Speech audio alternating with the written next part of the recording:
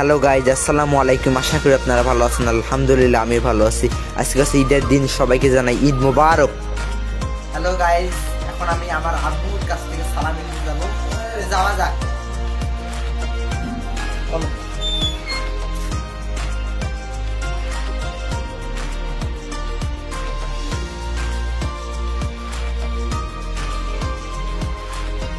এখন আমার আব্বু আমাকে সালামি দিচ্ছে।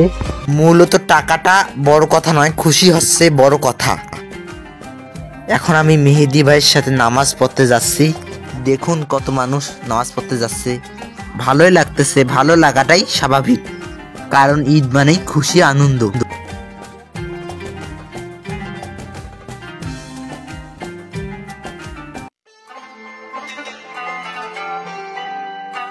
দেখতে দেখতে ঈদের মাঠে চলে আসলাম।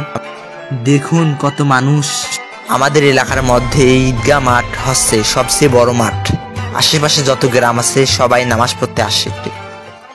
সবাই হুজুরের খুতবা শুনতেছে।